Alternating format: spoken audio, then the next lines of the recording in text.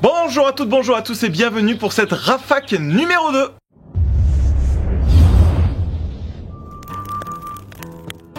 La Rafac, c'est la foire aux questions de Rafa. Rafa qui va répondre à l'ensemble de vos questions que vous avez posées sur mes différents réseaux sociaux. Donc ça peut être sur mon compte Instagram, sur ma page Facebook, sur le groupe Barbecue et vous sur YouTube ou tout simplement par mail. On va commencer aujourd'hui par une question de Armel Bonté. Premier poulet canette sur mon Weber Q 2200, léger manque de cuisson, j'ai été à 74 degrés à cœur des blancs, mes cuisses pas assez cuites, prochaine fois je mets le thermomètre dans les cuisses, mais quel bonheur.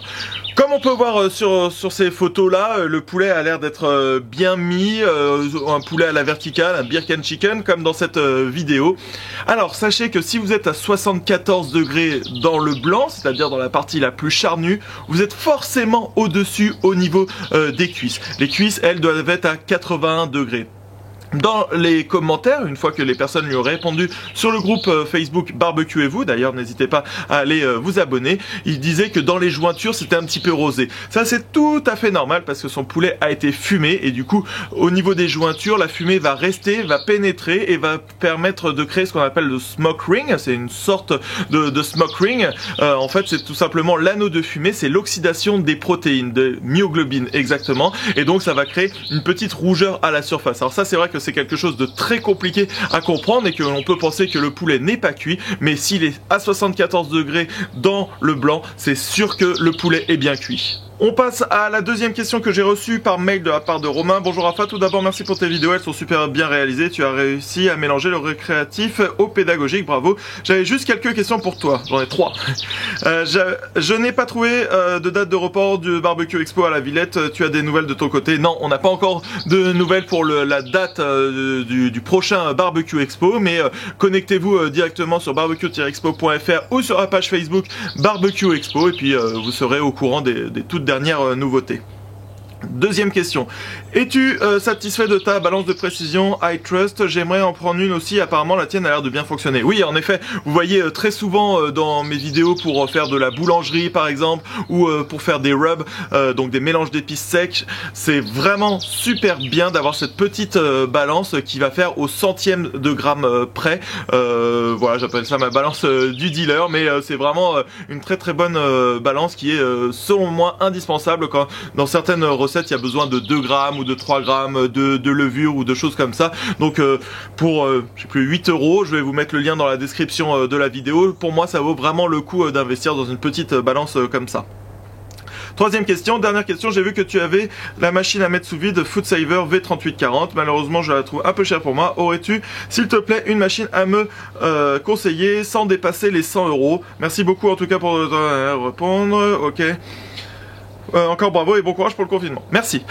Alors du coup c'est vrai que moi du coup le blog est sponsorisé Foodsaver. Il m'avait envoyé il y a peut-être 2 ans et demi maintenant la Foodsaver V3840 qui est vraiment super bien comme machine. En plus elle est verticale, on peut mettre des accessoires etc. Mais tout le monde va pas utiliser les accessoires. Donc les gens sur Barbecue et vous par exemple utilisent beaucoup. Il y a souvent des promos à Lidl avec la machine Silvercrest tout simplement qui est à 27 € que je recommande dans un premier temps, qui est pas mal, mais vous verrez qu'il va y avoir des petits problèmes d'aspiration. Elle tient pas sur la longueur finalement, on est bien content quand on l'a, mais apparemment c'est un peu compliqué si on veut faire vraiment de la charcuterie ou qu'on veut l'utiliser régulièrement. Donc je vous conseille la marque Foodsaver, il y a un super service après-vente. C'est sûr que c'est plus cher, je saurais pas vous dire exactement quel modèle. Regardez sur les différents sites boulanger, Amazon, enfin ce que vous voulez. Mais généralement on n'est vraiment pas déçu de la qualité de chez Foodsaver, vous pouvez y aller sans problème. Donc au lieu de vous donner un modèle particulier, je vous donne une marque, la Foodsaver, allez-y sans problème. Une autre question que j'ai reçue directement sur Facebook de la part de Ellie Bell. Salut Rafa, peut-on fumer une belle grosse entrecôte de bœuf avec genre sur hêtre ou cerisier? Merci beaucoup et comme d'hab tu es au top. Merci. Alors, ta question porte sur le fumage à froid d'une pièce de viande. Alors là, il faut être très clair. On fume à froid des aliments qui sont crus mais cuits par le sel. Donc c'est pour ça que l'on peut fumer du saumon, une échine de porc pour faire de la copa, des filets mignons, des magrets de canard. Mais en fait, ils ont déjà été pré-cuits par le sel. Donc le sel qui a fait enlever l'eau dans les cellules, donc on va dire que c'est une sorte de cuisson. Mais si vous n'avez pas fait une étape de salage avant, il ne faut surtout pas faire de fumage à froid avec de la sure, de hêtre, de cerisier ou ce que vous voulez, parce que vous allez exposer une pièce de viande pendant 10 ou 12 heures à température ambiante, donc entre 3 et 63 degrés, et ça c'est vraiment très mauvais d'un point de vue hygiène HACCP, donc vraiment je vous le déconseille.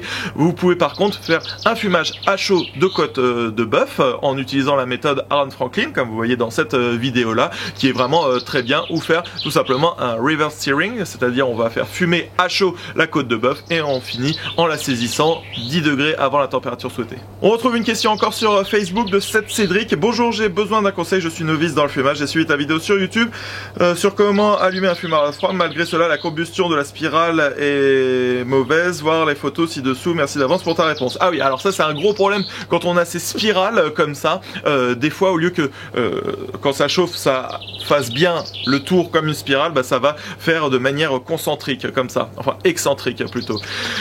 Ça c'est un problème que l'on peut retrouver avec ces spirales, c'est pour ça que dans la Rafac numéro 1 j'avais conseillé plutôt d'avoir un labyrinthe, parce que du coup ça va pouvoir fumer en haut, en bas, à droite, à gauche, alors que là dans une spirale, comme le côté gauche il y a de la sure, ou le côté droit ça dépend, du coup ça va fumer que sur 3 endroits et puis ça peut se propager d'un côté à l'autre. Donc mon conseil c'est d'utiliser de la bonne sure avec la bonne granulométrie, et une fois que l'on a mis la sure, pas trop la tasser et bien faire le tour comme ça avec son doigt pour éviter que ça ne passe d'une rangée à l'autre. Donc ça c'est vraiment le conseil, faire attention à pas avoir trop tassé, à avoir fait bien le tour avec le doigt pour départager les différentes ronds de la spirale. Et si ça persiste, malgré ça, il y a forcément quelque chose qui n'a pas été bon, mais tu peux passer sur un générateur de fumée froide de type plutôt labyrinthe que spirale. Une autre question que j'ai reçue: salut Rafa, j'espère que tu vas bien avec tout ce qui se passe, j'aurais besoin de ton expérience, j'ai 1,5 kg de rhum steak, waouh, je sais pas trop quoi faire comme recette, tu pourrais me conseiller quelque chose à part faire des steaks? Est-ce que faire un effiloché ça marcherait, ou la viande n'est pas assez grasse? Alors, il faut savoir que voilà, pour avoir un bon effilochage, une bonne viande fumée à chaud, basse température, il vous faut des morceaux plutôt du quart avant de la vache, on appelle. Donc ça va être les morceaux de type la poitrine, le collier, paleron, macreuse, jumeau. Voilà, ça c'est les morceaux en fait à pot-au-feu, hein, quand vous voyez sur les barquettes ou sur des commentaires, des descriptifs de viande à mijoter ou à braiser. Bah ça c'est des viandes que l'on peut utiliser au fumoir. Le rhum steak non, c'est vraiment fait pour de la grillade. Donc je te déconseille de le faire en effilochage. Par contre, ce que tu peux faire, c'est venir varier au niveau des rubs. Donc je te préconise un bon rub café comme dans cette vidéo, ou voir avec des cuissons différentes, avec par exemple du reverse searing. Si tu as 1,5 kg de rhum steak, ça peut être très bien. Et s'il n'est pas totalement dégraissé, tu peux faire comme de la picanha avec cette vidéo là. Donc au lieu de faire de l'effilochage, joue plutôt sur les types de cuisson et sur les rubs. Dernière question que j'ai reçue sur YouTube de la part de Laurent F. Je possède un four à bois ancien, puis-je y faire de la viande fumée?